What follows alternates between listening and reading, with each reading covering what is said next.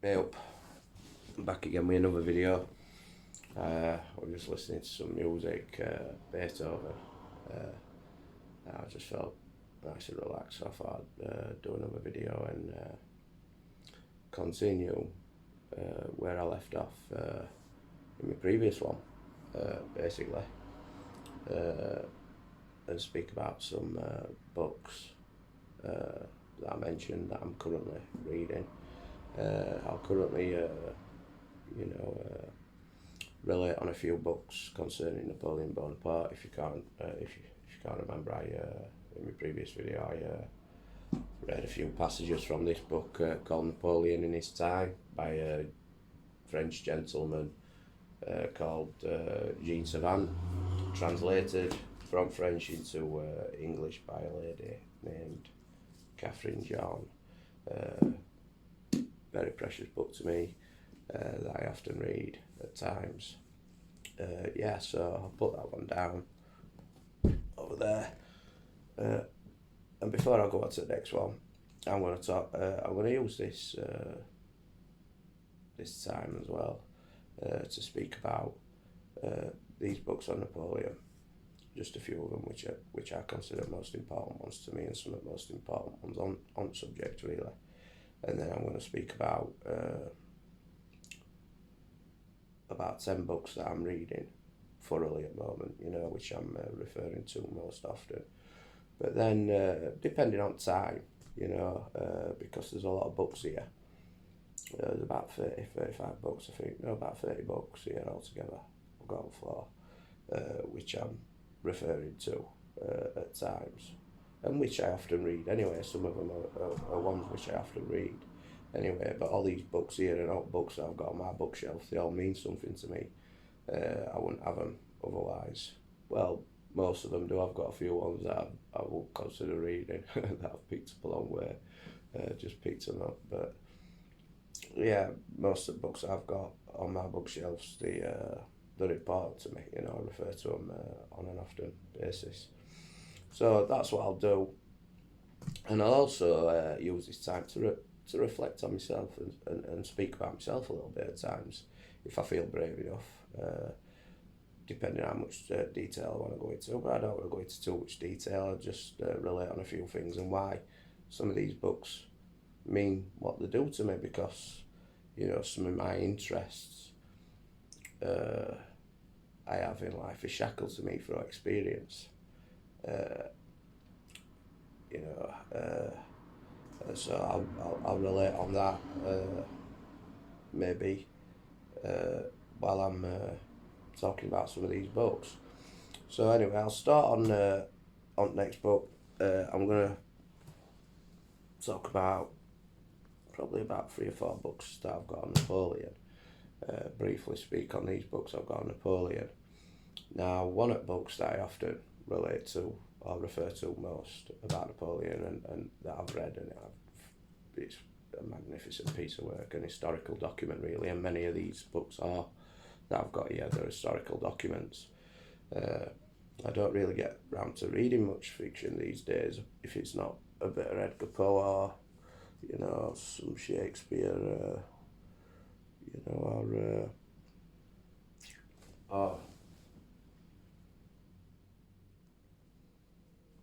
some Sherlock Holmes or something like that. That's probably the only fiction I'm reading at the moment, apart from poetry, which I often read, and which some of these books are here, books on poetry, which I'll briefly relate on, and what are very dear to me. But anyway, stop rambling on, and I'll speak about this book. David Chandler's The Campaigns of Napoleon. Now this book, magnificent piece of work. What can you say about this? It's a very accomplished piece of work, and it's often cited, as one of the most important pieces of work on Napoleon Bonaparte's military career. David Chandler were a professor of history, and he was also a member of British Armed Forces, and that's where he taught history. I think he were at history department, Sandhurst Military Academy. So yeah, you can imagine this piece of work. You know, it details all Napoleon's campaigns, starting from 1796 in Italy, all the way up to Waterloo in 1815. Everything, particularly. Let me just take the protective cover off, so I don't want to rip it. This book's quite expensive. This cost me about £40. This is only a cheap copy, but yeah, it's well worth it if you're interested in that period of time. History from that period of time, from French Revolutionary Wars, mid 1790s, up to 1815.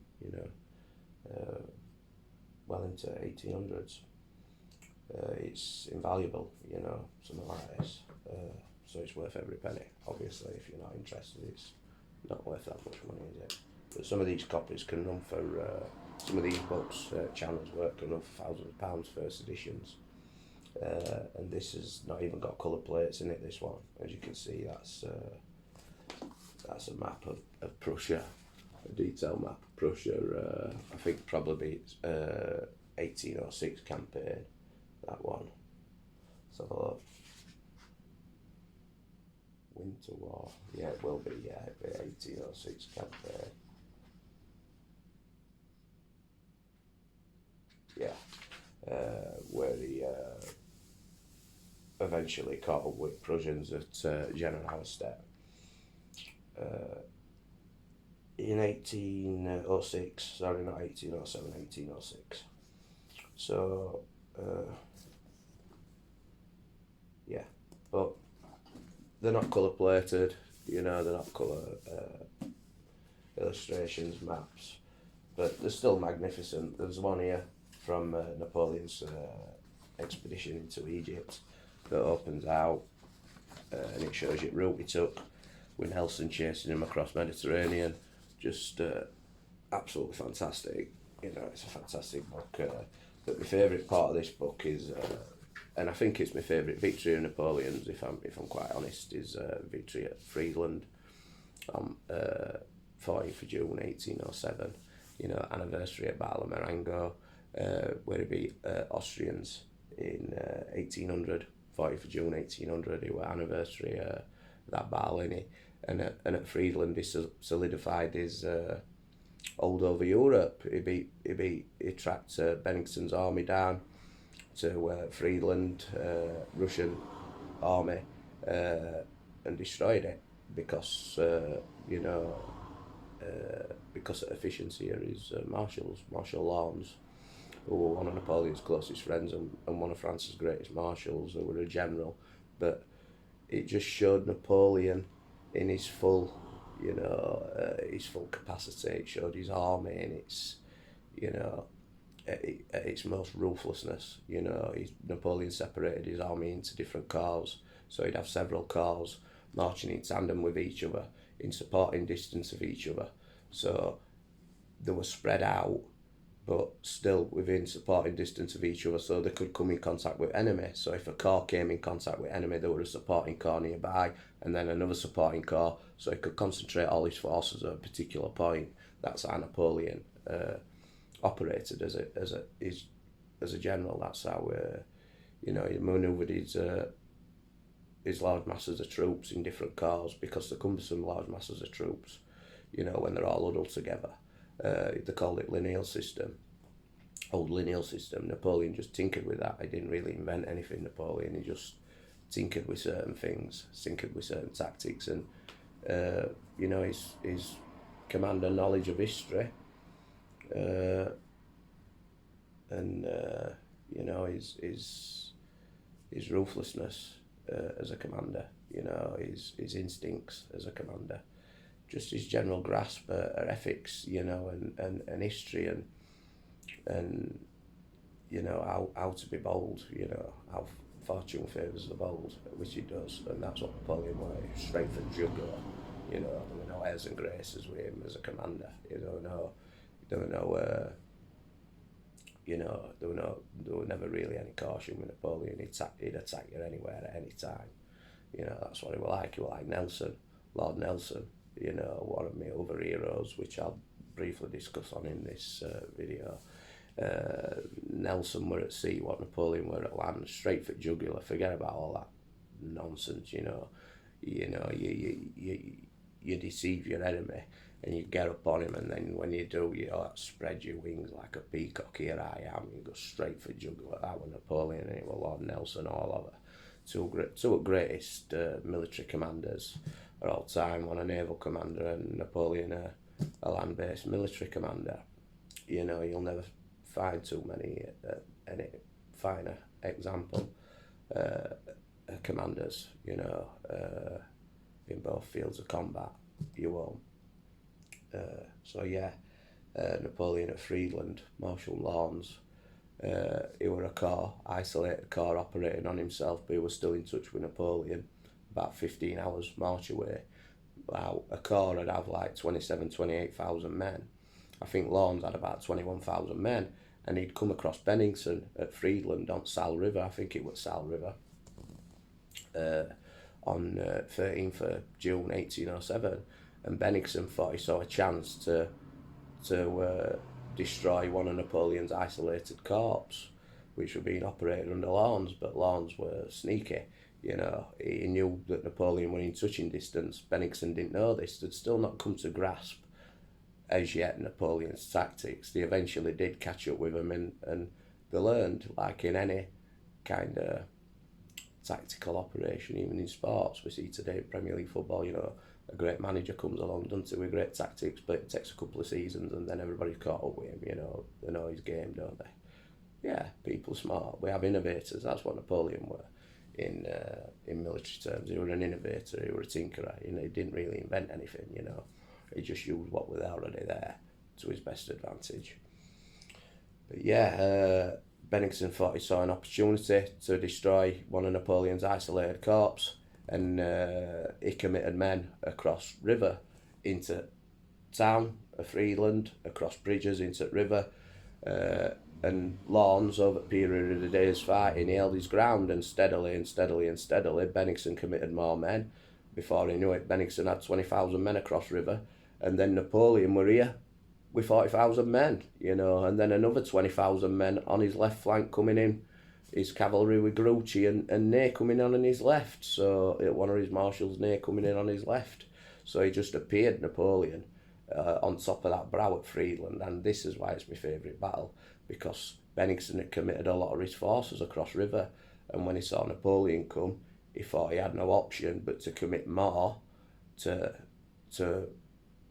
give himself a chance to not allow that large force he'd already committed to become destroyed. You know, Russians couldn't afford men at the time. This was in 1807, and that were made Russian force under Bennigsen, and I think also who else were there as well at Friedland before he were killed in 1812 at Borodino. Who a Russian commander, Peter,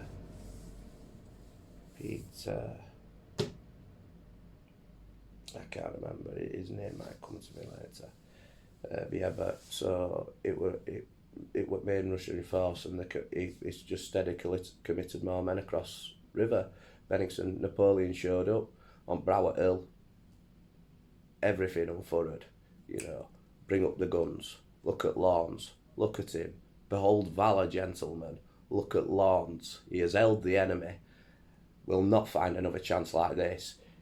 Look at him, Bennigsen, he's committed all his forces across river, with his back to river. What I'm going to do, I'm going to throw everything at him, unfurl myself, throw everything at him, bring me all my big guns up, my guard artillery, I'm going to batter him at close range, with all my heavy cavalry under Grouchy on my left flank, you know, to shore him up. And that's what he did. He started out right, Napoleon. It was late afternoon as well, pushing 5 o'clock, but it was a summer's afternoon, so he had still had light of 4 hours, and he just lit that town on fire with all Bennigsen's troops in it. Bennigsen committed his forces further forward, and Napoleon just straight for the jugular. Supporting lawns on left with Davout. He brought up Sennemont's guns, his guard artillery guns, and he just peppered Russians at close range with case shot. Oof, slaughtered them. It was just such an overwhelming victory, and Russians had nowhere to go but back on themselves into the river. Many drowned in Sal River, many were burnt alive in town. It was just Napoleon at his best. He just showed up, unfurled himself like a peacock and said, "Look at me," and he just went straight for jugular and pushed Bennigsen back into town and river, set town on fire. All them men drowned and all them men just bombarded with case shot. Then cavalry coming on left. It was just a massacre. Perfect victory for Napoleon. Few days later, Tsar Alexander I, agreed to capitulate and agree terms with Napoleon. They met on Niemen River, and they signed Treaty Tilsit on Niemen River at Tilsit. And that were really high in Napoleon's career. He conquered Europe. By then he'd beat Prussians year before at Generalstedt in Prussian campaign, another great campaign. He'd given European nations so many drubbings, Napoleon, throughout years. His career as a military commander, as a general, started in 1796, but he'd fought at Toulon in 1792. That's where he made his name for himself, as a corporal, as a commander of artillery. That's where he were, Napoleon, a commander of artillery, and that's how he won all his major battles. His guns did. What he'd do is he'd just bring all his major guns up, create at least a 70-gun battery, between 70 and 100-gun grand battery, and just punch an hole in enemy's centre, and then fill it with troops, and then his cavalry on his flanks. That's what he'd do, or his cavalry supporting him. Just punch an hole in that centre. He used his artillery, Napoleon, in such a, it's what he were. He were an artillery engineer, he were an artillery, corporal. That's what he started off as. That's what he got his commission as. After I think it was after Paris Insurrection, or Paris Insurrection after that. I think Paris Insurrection might have been after that, and that's how he got his command in Italy. I'll not talk about Paris Insurrection. I'm going into too much detail here. But yeah, that's another great book that I like. Chandler's work on Napoleon, fantastic book. There's not a finer book. Obviously, there's still some things I disagree with personally from what I've read, all books I've read on Napoleonic Wars, how I think Napoleon operated, his mind operated. I think historians don't tap into his mind too much, particularly at Waterloo campaign. I think they've got a few things wrong about that, which I'll discuss in another video, or I might discuss in a bit, I don't know. We'll see. But I don't think I will. I think I'll discuss it in another video. But yeah, Chandler's campaigns of Napoleon, magnificent. Next one I'll talk about is another book on Napoleon. And this one is called The Anatomy of Glory by Henry LeDuc and Anne S.K. Brown. And it's, The Anatomy of Glory, Napoleon and his God. Now this is a fine book. It speaks about his God, Napoleon's imperial God, his old God. His God in general, his God eventually went on to transform into a miniature army itself, but generally, when I talk about, what I'm going to talk about here as Napoleon's God, I'm going to talk about his imperial God, his old God, his God Grenadiers, his Veal God. That's what I'm going to talk about here. And I'll briefly mention those other, branches of his of his imperial guard, which came to be, he had a middle guard, you know, and then he eventually came to have a young guard from 1813 onwards, or 1814 onwards. He had a young guard, and his imperial guard only started off with a couple of thousand men when he took over control of his army in 1796 as a commander, you know, and it eventually became the Consular Guard. I think it was called the Guard Pass Guard, like they were known like as a mountain pass guard or something like that. That's what they were called. Pass Alpine Guards or something. That's, I think, what they might have been before. At 1796, when he first initially took over command of French forces in North Italy, in Piedmont, who were fighting Austrians and certain Italian factions in that area from Mantua and Piedmont and Lombardy and all those regions. And that's where he initially made a name for himself by taking command of army in 1796. And he immediately brought discipline and reform to them forces who were in a shocking condition and who suffered so many defeats at hands some Germans, you know, in Tyrol, and Austrians, and, you know, other states in that region, and Italians. They were a battered army, you know. Some of them didn't even have equipment, many of them didn't even have shields, many of them. And Napoleon immediately got there and transformed all that. He just took control, and he was still a young man. He was only 26 years old, and he'd been commissioned as a general. Yeah, he will have been a full general. Definitely, he will have been a full general. 26 years old, that's magnificent. That's a magnificent rise to power, which I won't go too far into because it's just too much detail. But yeah, this book on Napoleon's Guard, it details his guard from that period of time I'm speaking about, 1796, up to Marengo, when it became his Consular Guard, and it were really his guard. He took heavy casualties at Marengo with his guard, and it were them who saved day, and cavalry that really held Austrians at bay, because Napoleon were actually surprised, you know, by Melas. Was it Melas? I think it was Melas. Yeah, it was Melas at Marengo, Austrian commander.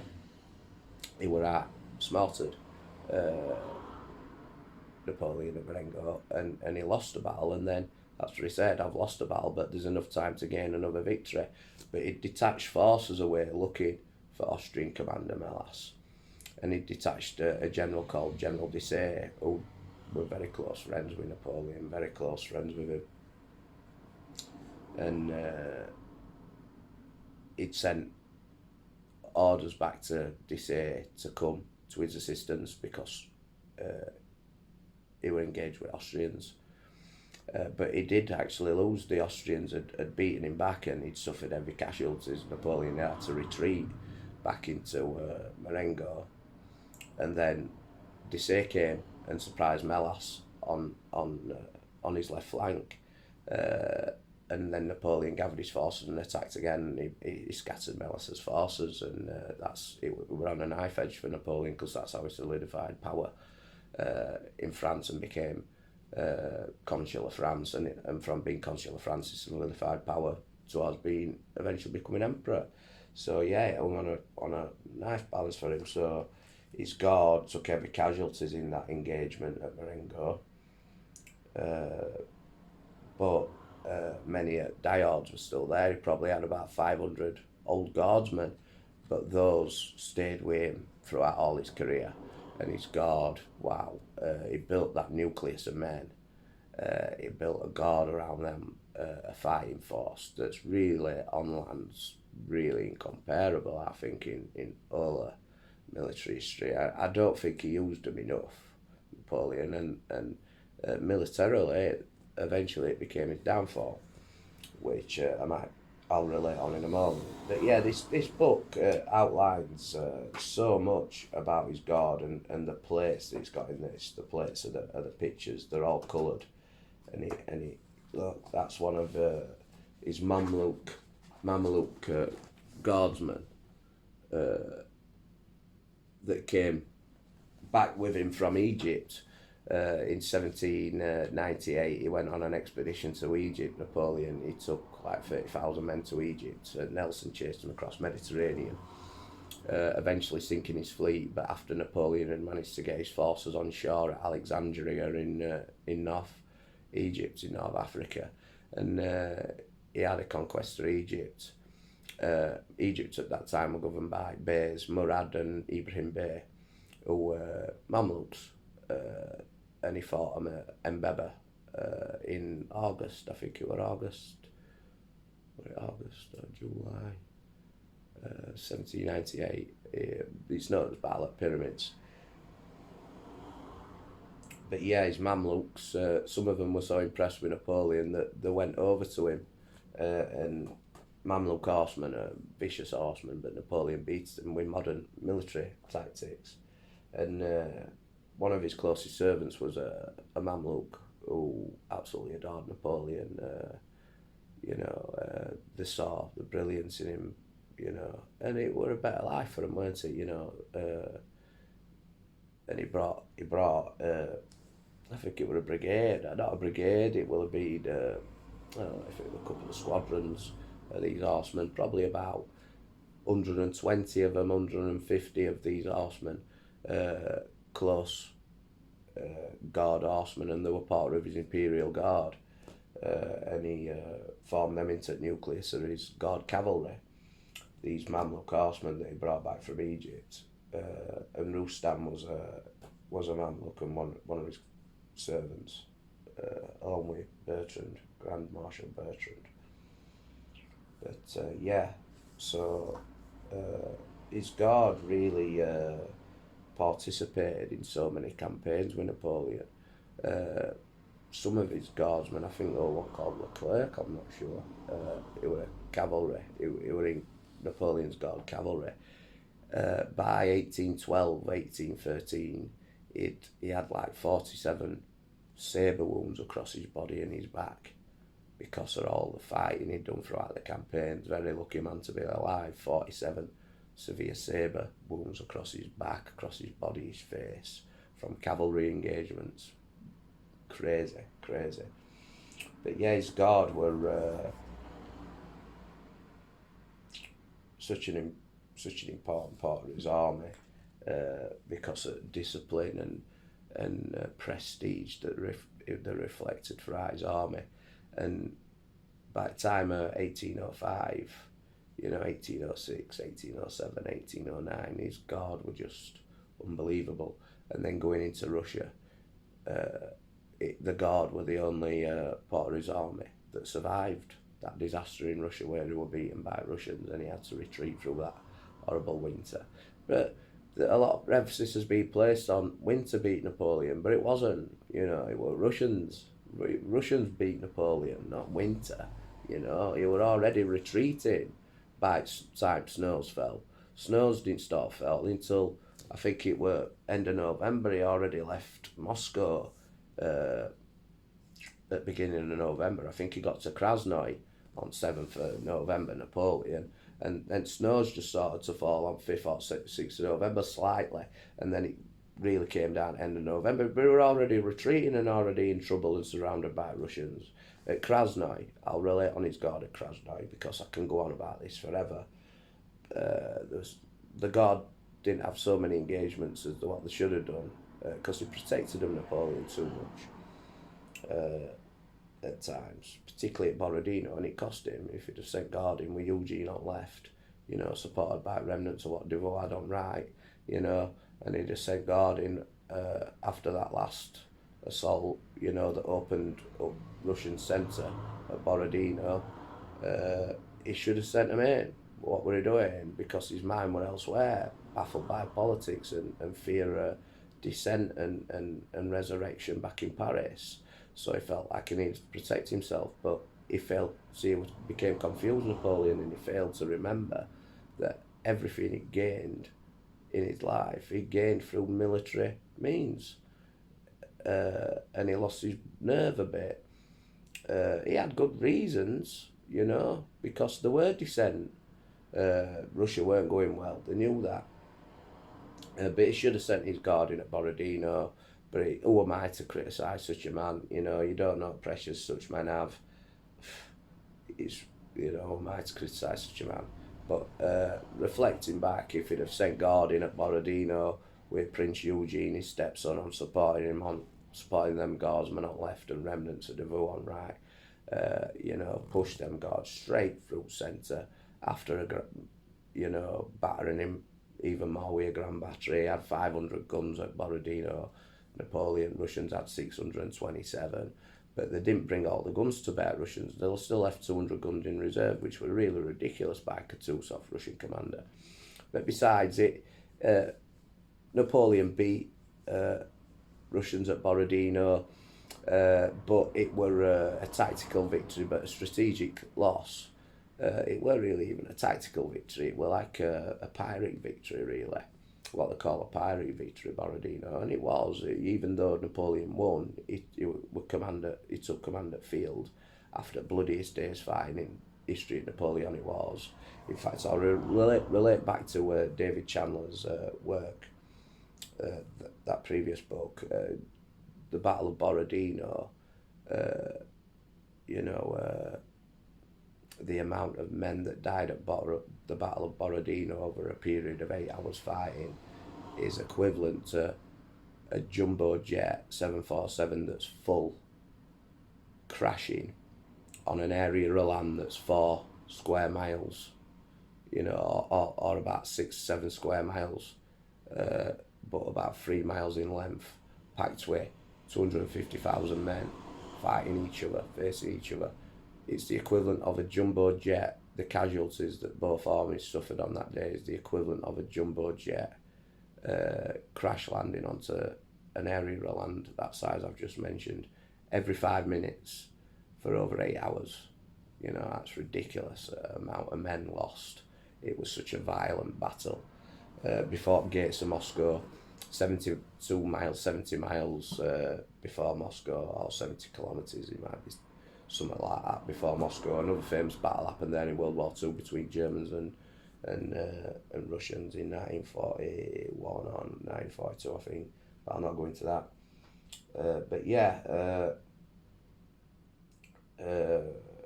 But I'll just speak about his guard at Krasnoy on that retreat from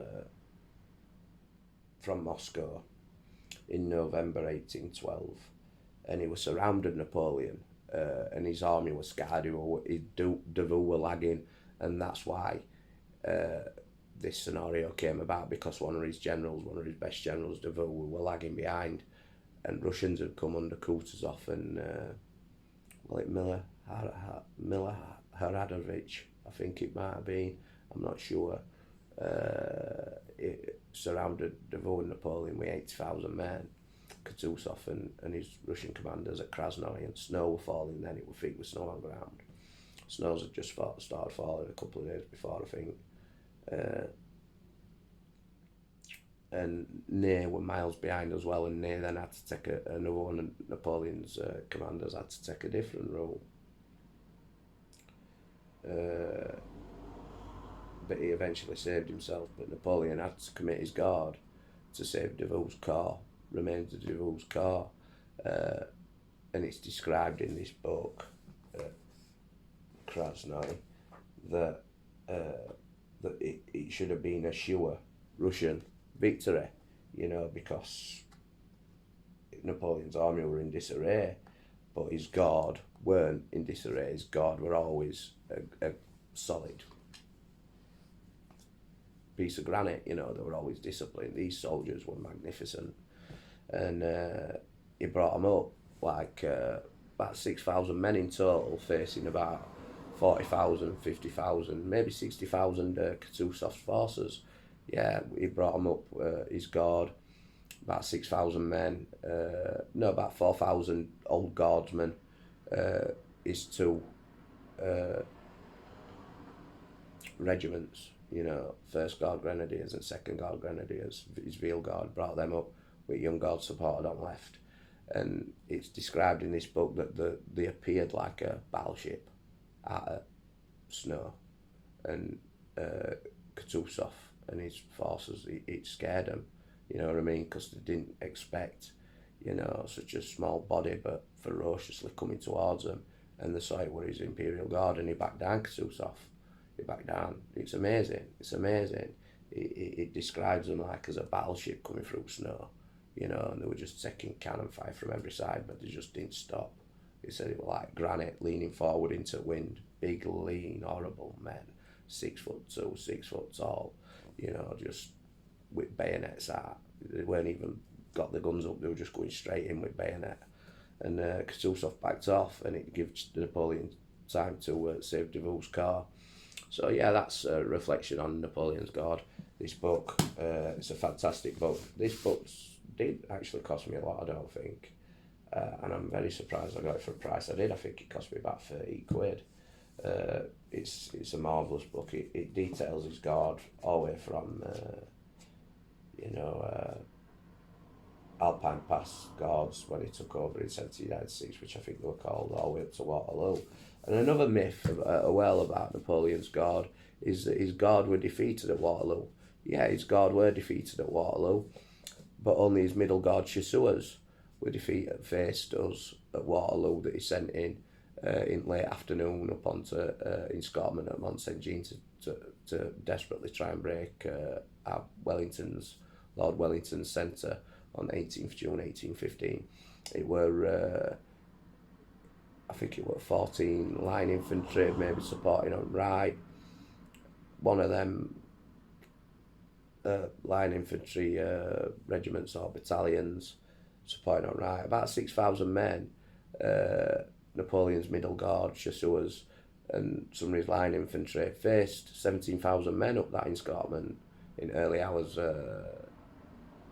Sunday, 18th June 1815. It weren't his old guard. His old guard were protecting him, and it was his old guard that allowed Napoleon to escape, you know. And Napoleon had been fighting two battles really since 2 o'clock, 3 o'clock in the afternoon.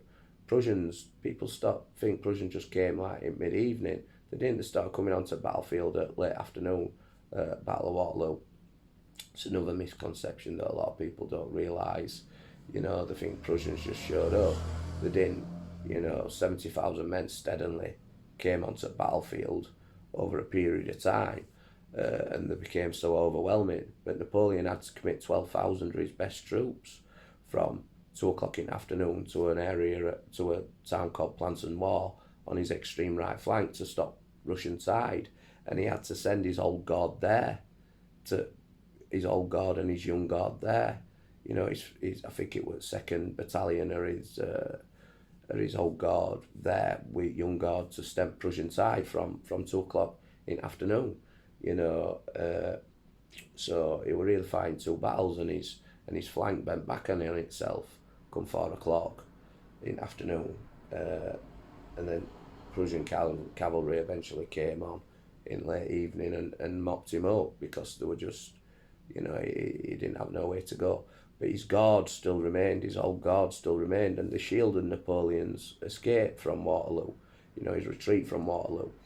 And British tried to chase down his guard, but became too tired, and then they sent Prussians in. But there's a recollection, and I think it is in here somewhere I've read, about a British dragoon, a young British dragoon, going for Napoleon's old guard square, because they'd formed square and they'd walked, and this is about 6 miles away from a battlefield. They'd walked 6 miles in a formed square, Napoleon's guard, with him in the middle of it and his baggage, and a dragoon tried to break square, and there's a detailed recollection of this old guardsman just shooting him off his horse with musket.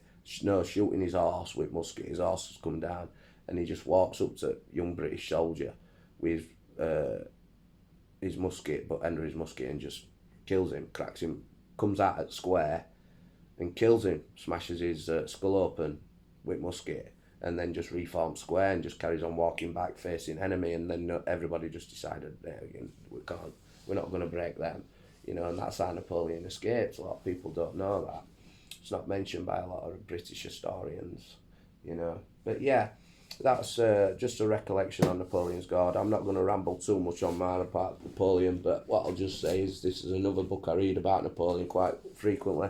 It's another book by David Chandler, Napoleon's Military Maxims. It just tells you a lot, you know, thoughts and maxims, what he thought about, you know, military tactics and, you know, tactics in life, what he'd learned from history and what he incorporated into his military philosophy. That's another one. That's by Chandler. Put that over there. This is another one by Chandler. Dictionary of the Napoleonic Wars. I can just flick through this at any time and find out any time I want about any battle, you know, any of his generals, anything. So yeah, that's another valuable document I have. Put that over there. Right, I don't think I'll talk about. That's it now on Napoleon.